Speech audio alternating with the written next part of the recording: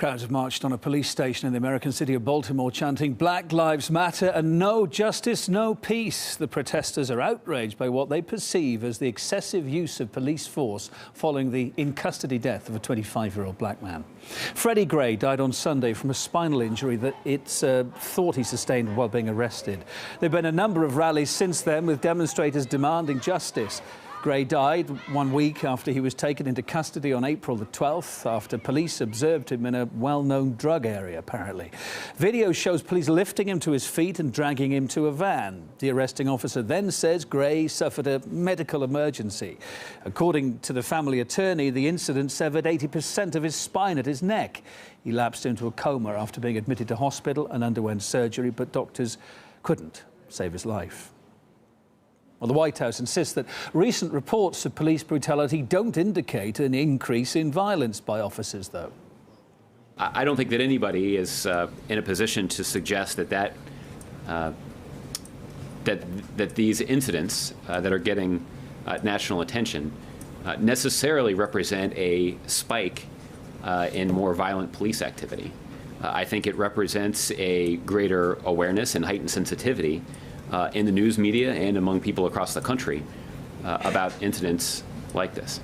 Well, that's the official line, but whatever the White House may think, the issue has outraged the public with a spate of nationwide protests against police brutality recently. Several hundred protesters gathered on Capitol Hill, for instance, calling for greater police accountability. Also, too, activists had marched 400 kilometres from New York to Washington over 8 days. They're calling for a reform of the criminal justice system, including a ban on racial profiling and the demilitarisation of police forces. RT's Ganichicha Khan walked with the campaigners. The call of this rally is to put an end to all senseless deaths at the hands of the police. It's not about one or two cases. They say it's a systemic problem which won't stop until police are held accountable, until racial profiling by the police ends. In a latest verdict on Monday, a police officer in Chicago was found not guilty of involuntary manslaughter after he shot and killed an unarmed woman in 2012. And again, people were out on the streets carrying signs, "Black Lives Matter." Here on Capitol lawn, you can see those who marched all the way from Staten Island, where Eric Garner was killed at the hands of New York police officers last summer. Millions have seen that video, yet the police officer was never charged with any wrongdoing.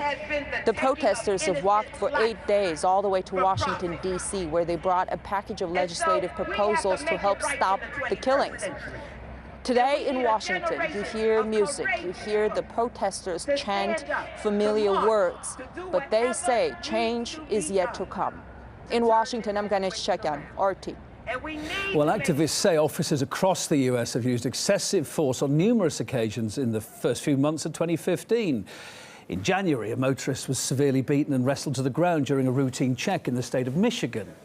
Then, Walter Scott, an unarmed black man, was shot in the back in South Carolina, also during a traffic check.